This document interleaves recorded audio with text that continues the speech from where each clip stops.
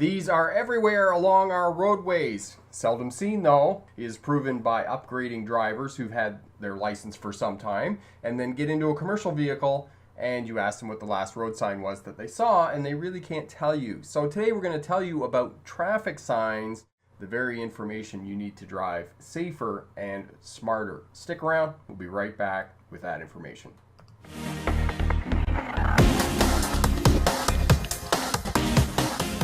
So today we're talking about road signs, and sarcastically said that unfortunately people don't pay attention to road signs as much as they should. And if you want to become a safer, smarter driver and drive more defensively, take more note. This will make you a better driver overall. So traffic signs convey information in three ways: the shape of the sign, the color, and the words or symbols thereon. So regulatory signs as a rule are rectangular in shape and white background with black lettering or symbols. These are construction signs, and construction signs are orange background, usually diamond in shape, and black lettering and symbols on them. Road sign classifications: regulatory signs, school signs. School signs are kind of all over the place in terms of a classification of signs. They're not consistent like other signs are. Cautionary signs, which give you a warning, give you a suggestion of what you should do on the roadway. And object marker signs, which are probably the most prolific signs along the roadway. Once I point out object marker signs, you'll see these things absolutely everywhere along the roadways. So object marker signs, as I was just talking about, so they populate just about everywhere and they mark fixed objects along the roadway. So the ends of bridge abutment, on concrete islands when you're turning right, there's going to be one there that's going to tell you to go left and right. And these are important if you start towing a trailer, you start driving a pickup truck, a bigger vehicle. You're going to have to pay attention to these things because you don't want to be driving into fixed objects when you're driving your vehicle. When you're thinking of an object marker sign, you can see the hash marks on there. Think of pouring a kettle of water on it, and when the side that the water pours off is the side that you need to pass on for safety. So new video this week, driving lesson with Kaillah. Check out that video. We were working on two-way stops with Kaillah and getting her ready for a driver's test. Live stream every Sunday at 6 p.m. Pacific Standard Time, 9 p.m. Eastern Standard Time. We answer all of your questions about driving, passing a driver's license test, becoming a safer, smarter driver, or starting a career as a truck or bus driver. Click up in the corner here, set a reminder for Sunday's live stream, and we'll see you then. Regulatory signs. Root word of regulatory is regulation, which means it's the law and you must obey these signs. And this is one of the reasons that you will fail a driver's test, is because you did an action contrary to a regulatory sign. So stop signs, you didn't come to a complete stop. Speed signs are regulatory signs. Railway crossing signs, if there's a train and you don't slow down or you don't stop at the proper distance from the railway crossing, that is going to be a failing on your driver's test. And then for commercial vehicles, bus drivers, CDL vehicles, if you go through a brake check, these too are regulatory signs, and you must stop at the brake check and do a pre-trip inspection and make sure that your brakes are working before you proceed down the hill.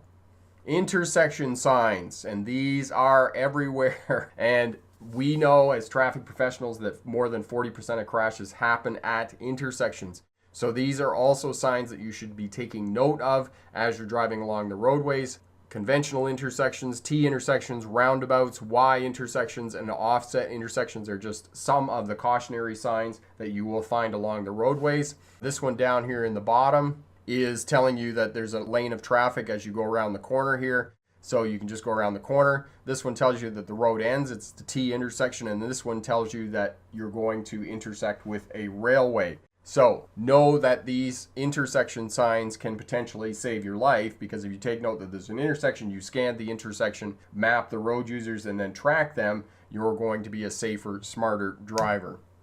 Cautionary signs. These are warning signs. They're not telling you that you must do something, and you'll see these everywhere, especially with these curve signs at 45 miles per hour, which is a suggested speed for the curve.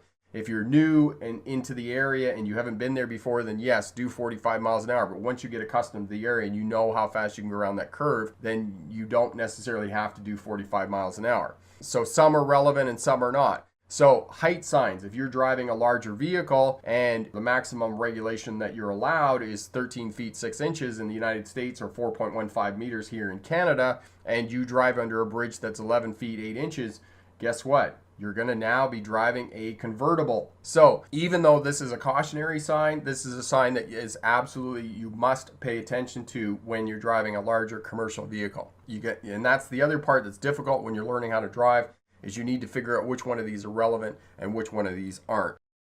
Larger vehicles, destination signs, overhead signs match the speed of the flow of traffic. Pay attention to road signs when you're driving larger vehicles or you're moving to larger vehicles, especially if you're going to be moving to driving a pickup truck with a horse trailer or those types of things. It becomes imperative that you pay attention to the road signs to keep yourself safe. And especially overhead signs, because like I said, you don't want to turn your vehicle into a convertible.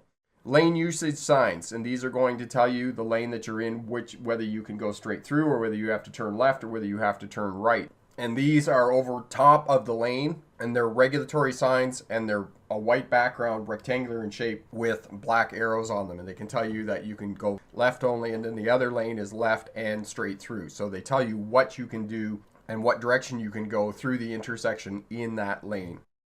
Mile marker signs. These are incredibly important when you're driving along highways and freeways. If you learn one thing, especially if you're driving on interstates and freeways and state roads in the US, figure out what the mile markers mean and how to use them as a tool for your driving, because it will keep you safe. When you're driving along, for example, and you know that you're going to get off at exit 376 and you're at 370, you know that you have 6 miles up the road, you're going to get off at your exit. So start moving over to the right in preparation to get off the road, because you know that in 6 miles you're going to get off the road at exit 376. So it can be down along on another sign here on the side of the road, as you can see here, or for destination signs along the interstate over here. All of these numbers that are along the top here are going to be the mile marker signs. The exit number and the mile marker sign are going to be the same, except for the state of New York. The state of New York likes to be a little bit different in terms of their mile markers and a few other things.